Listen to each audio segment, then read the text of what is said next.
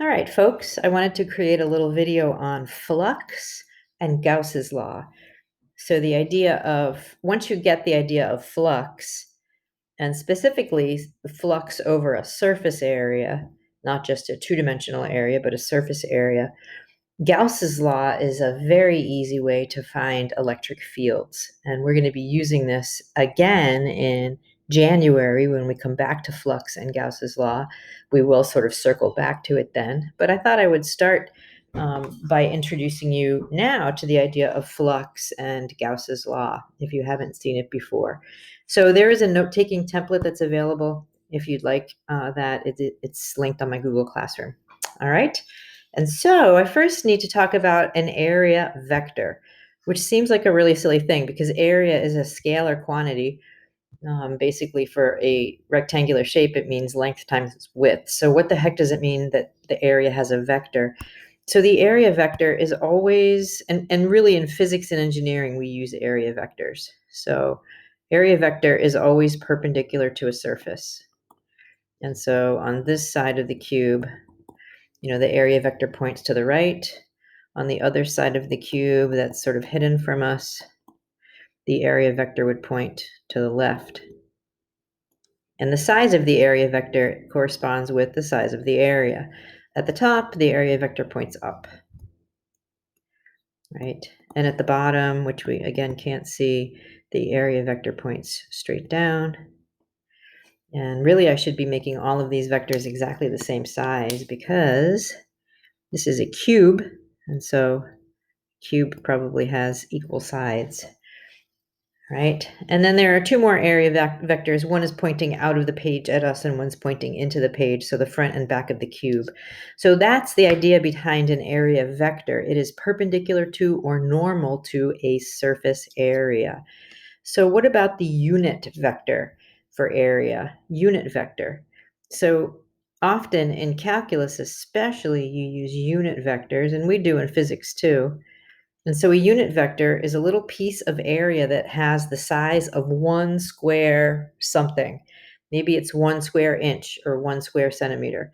And so it's the size of one unit and it points out. But instead of calling it A, because it's a little piece of area, we call it dA.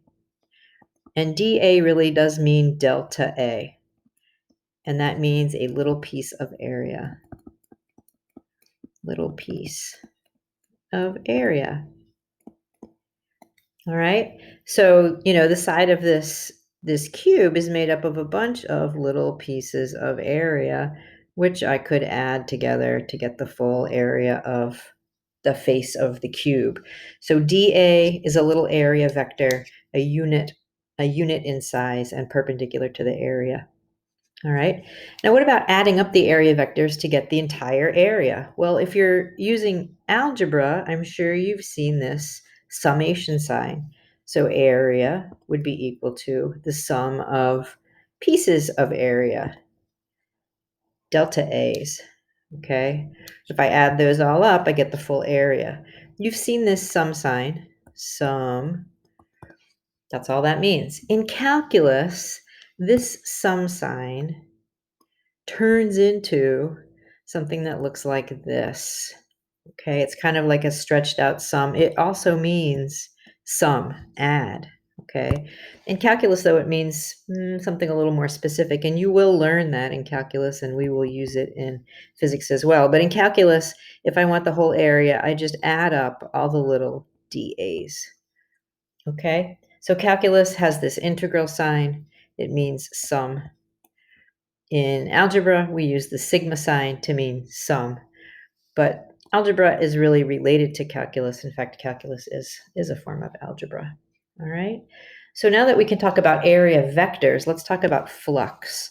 So a few things are important about flux.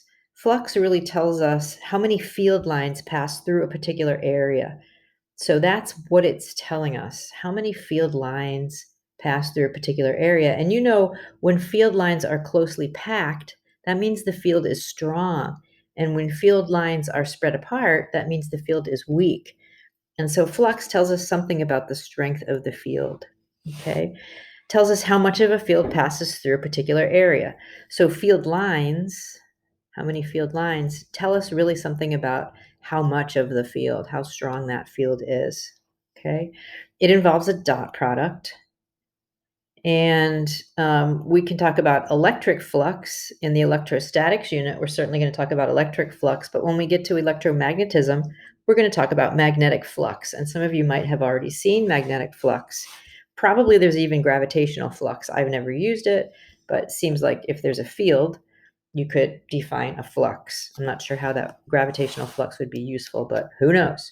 So let's talk about a two-dimensional area, not a three-dimensional area, but a two-dimensional area. So I tried to draw a sheet of, I don't know, an area sheet that's not perfectly planar. It's not in one plane, all right? So this area is maybe curved or bent, but I know that my electric field is pointing in the x direction. So let me be specific about that. Points in the x direction. So if I wanted to find the flux of this area, find the total flux of this area,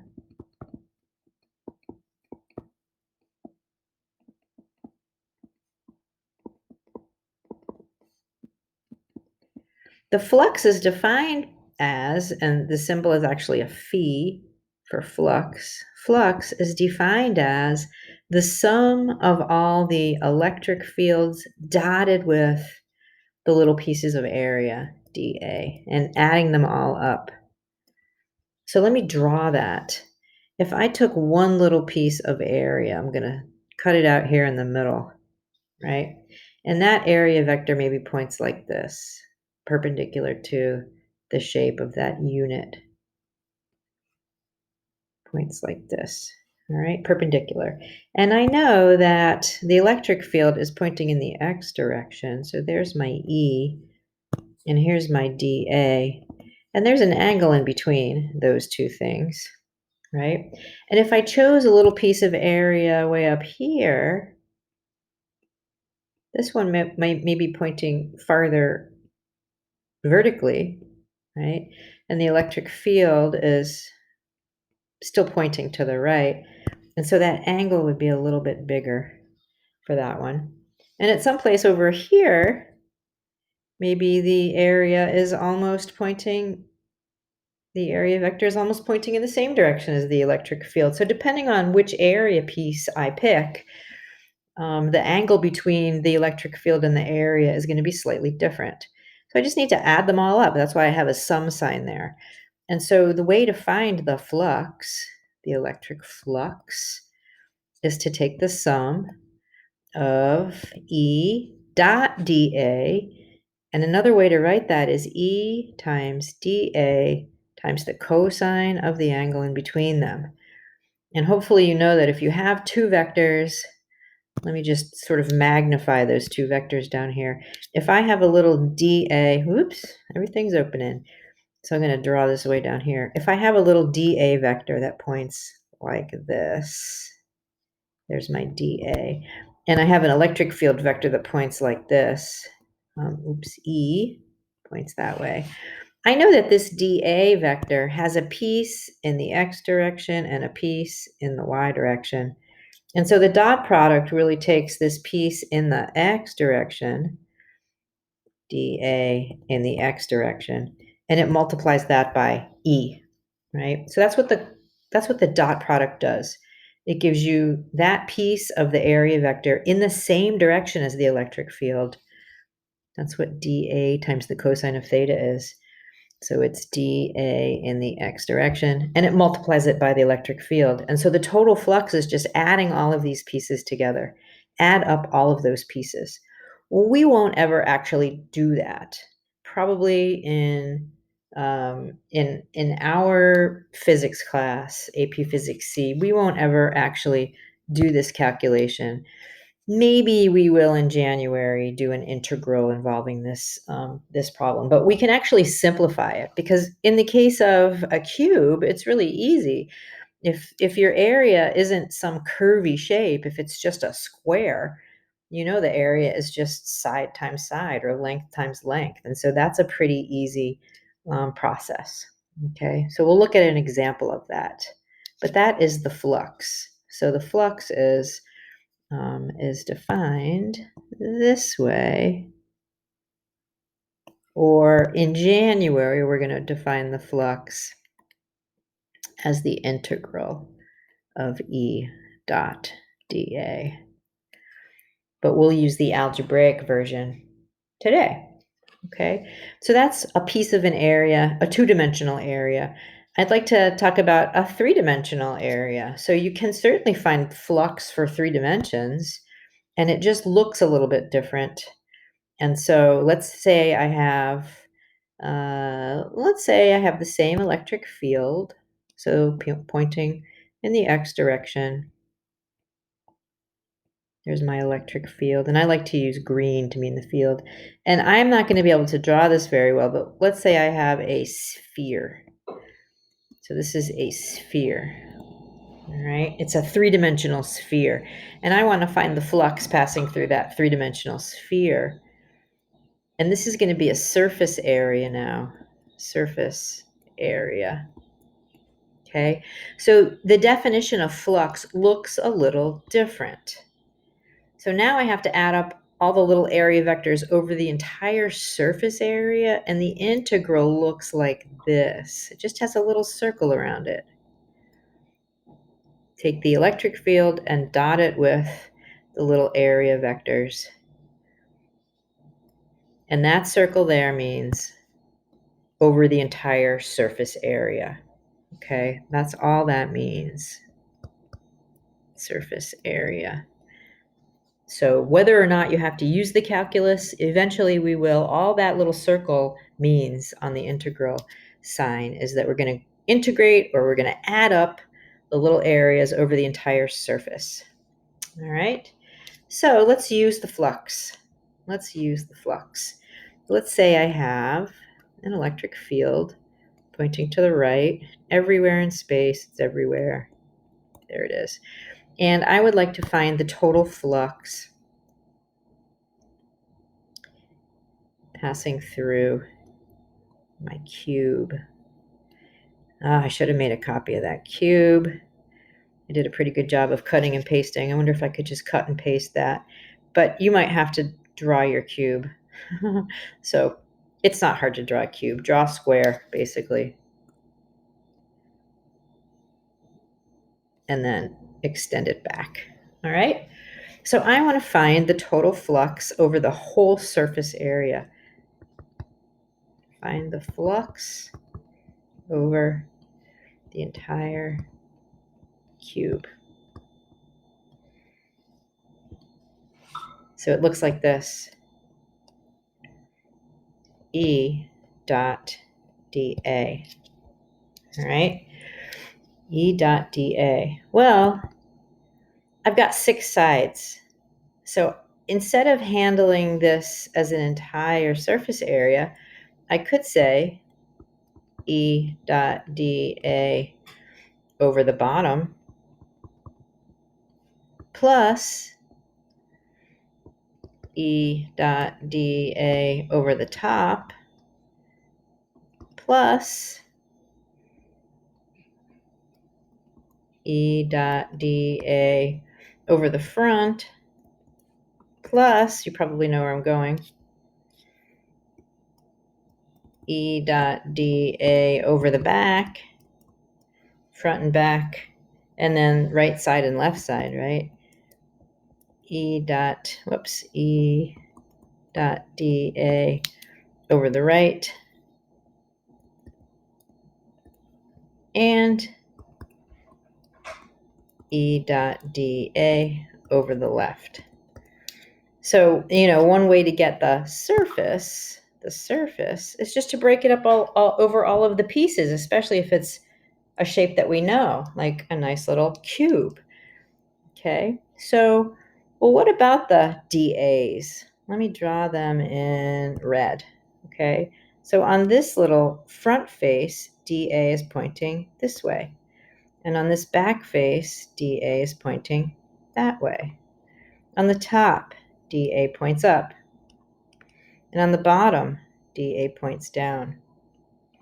And on this front face, it's going to be pointing sort of out of the page at me. and back here into the page. All right. You know that the dot product is equal to 0 for any vectors that are perpendicular to each other. So that means I can ignore a bunch of these, right?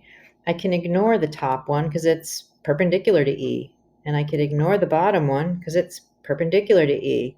So the bottom and the top end up being equal to 0, and this one is 0. What else is perpendicular? The one that's coming out of the page is going to be equal to 0 because the cosine of 90 is 0. The front and the back are equal to 0. So all I really have to evaluate are the right and the left. Okay, that's all I need to evaluate. So I can just write the integral of E dot dA, E dot dA for the right side, plus the integral of E dot dA for the left side. And what's that going to be? Well, E is constant. And so what you're going to learn in calculus is if anything is constant, you can bring it out of the integral sign. So I have E times the sum of all the little dA's pointing to the right, plus E times the sum of all the little dA's pointing to the left, dA cosine theta. I really should put a cosine of theta in here too. Here, the cosine of theta, though, is just going to be equal to 1 because the angle between E and dA, the angle between this little dA and E is 0. Cosine of 0 is 1. What about the cosine of 180?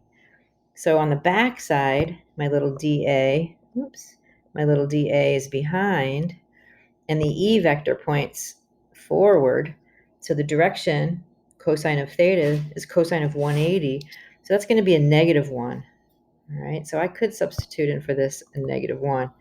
So this is going to give me E. If I add up all the little dA's, it's A.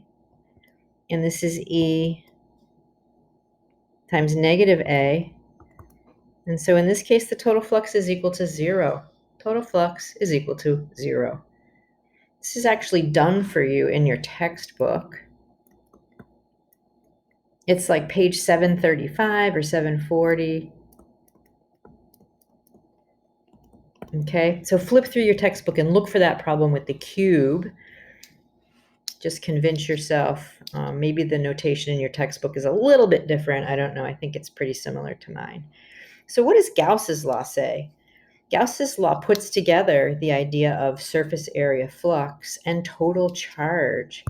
Gauss's law is one of Maxwell's equations, and it says this: the flux